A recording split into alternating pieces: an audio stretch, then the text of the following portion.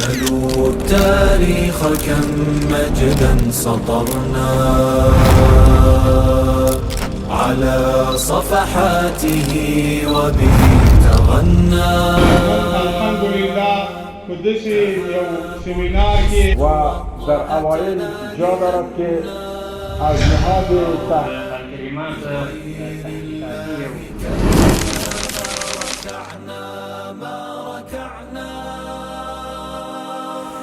څلورم لامل هغه تحجر تنګ نظري وه او د ځینو اشخاصو لخوا د دنیا سره مقاطعه او پرېکون په دې امت کې داسې خلکو هم تېر شوي دي چې د امت واګه دې خلکو ته سپارل شوی اما په فکري لحاظ باندې دومره جامد او دومره تنګ نظر دي دومره تحجر ځپلي وو چې د یوه کلي د ادارې صلاحیت هم نه درلوده. نن دا خبرې د استادانو ته کوو چې تاسې دغه خپل زده کوونکي شاګردان دا په فکري لحاظ باندې واسع ورکړئ، دوی ته فکر او انګېزه ورکړئ. داسې موږ دا د امت خبره کوو د شاګردانو ته ورسوئ چې شاګردانو په دې ذهن کې او د زده کوونکو په دې روان کې د امت قضیه دا ځای په ځای شي او دا هر زده کوونکی هر شاګرد یې موږ د امت یو عسکر جوړ شي چې په هر میدان کې د امت د دفاع لپاره ضرورت وي. زموږ دغه زده کوونکي باید د امت د قضایاو لپاره مقابلې ته راودرېږي او د امت ارزښتونه دفاع وکړي. داسې خلک په دې امت کې تېر شوي تحجر او تنګ نظري له وجې نه سلامت خلافت دا زموږ د لاسه کې وتلی ده. یو وخت کې په المغرب کې د مرابطینو دولت و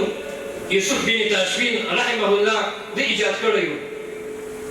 کله چې یوسف بن تاشفین دا واپس و ده په ځای باندې زوی کېناسته چې هغه علي بن یوسف نومېده، علي بن یوسف بن تاشفین. دغه علي بن یوسف بن تاشفین نه شاوخوا داسې یو سړی تاوه شوی وه چې هغه د علماو په نوم باندې تنګ نظري خلک و، د علماو په نوم باندې د دنیا څخه نابلده خلک و، د علماو په نوم باندې په هغه وخت کې چې کوم سیاست و کومه سیاسي هغه تګلار او منهج و دې سره نابلده خلک و. بس په وړو مسایلو باندې په وړو قضایاو باندې د وخت حاکم یې مصروفه کړ. لکه محمد غزالي رحمه الله چې فرمایي چې سقوط دا ده چې کله د امت مشران په سطحي مسایلو کې مصروفه شي همدا سقوط ته وایي. که څوک یو ملت یو حکومت یو جامعه سقوط کوي نو د هغوی مشران ته انګېزه دا ورکړه چې په سطحي مسایلو سره مصروفه شي خپله دا ملت سقوط کوي. همدغسې علي بن یوسف دته د وخت علما وویلي چې امام غزالي رحمه الله نعوذ بالله داخل الدین ګرځېدلی انسان او دوی یو کتاب لیکلی د احیاء العلوم په نوم باندې. دغه احیاء العلوم کتاب چې کوم ده په دغه کې داسې خرافات دي او داسې دین څخه چپې خبرې دي پکې، دغه کتاب باید له منځه یوسي. هماغه چې د وخت حاکم علي بن یوسف هره ورځ به د بازار په چوکونو کې مثلا دغه د موږ شاروال چوک ته به راووته او پټه کتابونه به د امام غزالي رحمه الله به راوړل او شاخه به علماو دغه یو حاکم به ناست و چوکیو باندې د کتابو ته به یې اور واچو او د اورو دا کتابونه سوځول.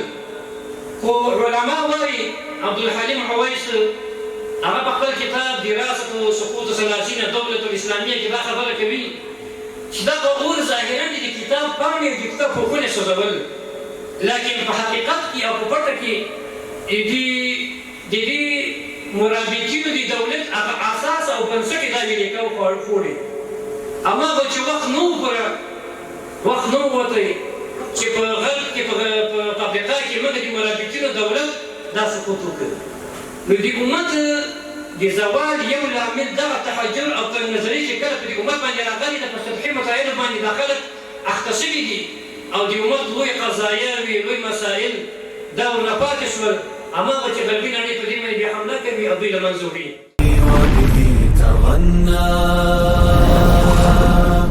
تهاب الأسد وطأتنا لأننا لغير الله كلا ما